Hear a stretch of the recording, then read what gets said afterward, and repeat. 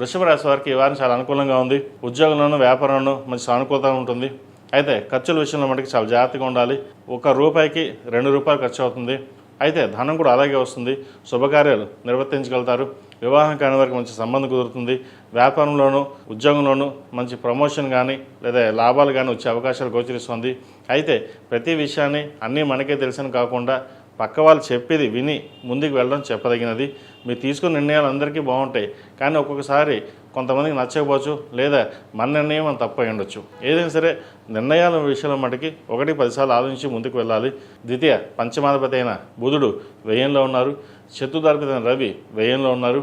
భూ సంబంధించిన వ్యవహారాలు, ప్రభుత్వ సంబంధించిన వ్యవహారాలు వీరికి లాభసాటిగా ఉంటుంది. ప్రభుత్వ ఉద్యోగం కోసం ప్రయత్నం చేసేవారికి చక్కగా ప్రణాళిక పరంగా ముందుకు వెళ్ళండి, కలుసుబాటుతనంగా ఉంటుంది.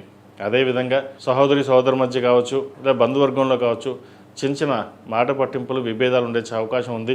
మీరు పట్టించుకోవడం లేదు, లేదా మీ ధోరణి మీరు ఉంటున్నారు అనే ఆలోచన కూడా ఉంటుంది.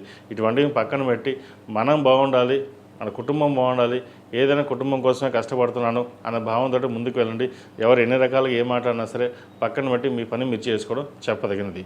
అదేవిధంగా ఏదైనా ఇన్వెస్ట్మెంట్ కావచ్చు, కొనే ఉద్దేశం ఉంటే ప్రస్తుతం ఈ వారం ఆపి వచ్చే వారం కానీ పై వారం కానీ కొనుగోలు చేయడం చెప్పదగిన సూచన. ఈ రాశిలో జన్మించిన విద్యార్థులకు కాలం చక్కగా ఉందని చెప్పవచ్చు. రావాల్సిన బెనిఫిట్స్ వస్తాయి.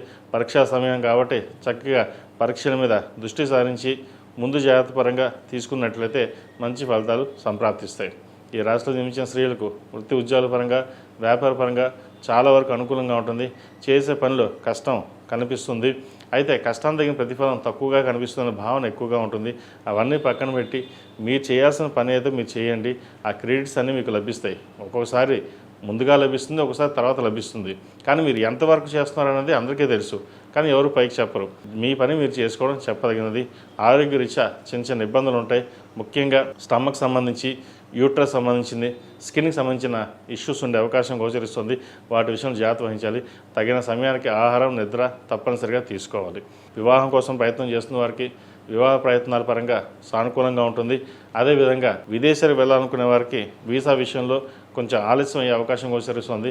అయినా సరే విదేశాలు వెళ్ళే అవకాశాలు పుష్కలంగా ఉన్నాయి కాబట్టి ప్రయత్నాలు మానకుండా మంచి ఫలితం కోసం ప్రయత్నం చేయండి.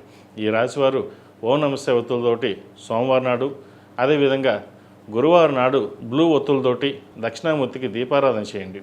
తద్వారా మంచి ఫలితాలు ఉంటాయి. అదేవిధంగా గురువారం నాడు దక్షిణామూర్తి స్వామికి అభిషేకం, శుక్రవారం నాడు మహాలక్ష్మి అమ్మవారికి కుంకుమార్చన చేయడం చెప్పదగిన సూచన. ఈ రాశివారు అష్టముఖి రుద్రాక్ష మెడలో ధరించడం చెప్పదగిన సూచన. ఈ రాశిలో జన్మించిన వారికి కలిసి వచ్చే సంఖ్య 5, కలిసి వచ్చే రంగు బ్లూ. ఏదైనా పని మీద బయటకు వెళ్ళేప్పుడు శుక్రవారం నాడు కానీ సోమవారం నాడు వెళ్ళండి, మంచి ఫలితాలు సంప్రాప్తిస్తాయి. ఈ పూజస్టోర్.in పసుపు కుంకుమ నుంచి దేవతా విగ్రహాల దాకా అన్ని రకాల పూజలు, వ్రతాలు, గృహప్రవేశం, హోమాది శుభకార్యాలకు కావాల్సిన పూజా సామాగ్రి అంతా ఒక్కొక్క క్లిక్ తోనే మీ ఇంటి వద్దనే పొందండి. ఈ పూజస్టోర్.in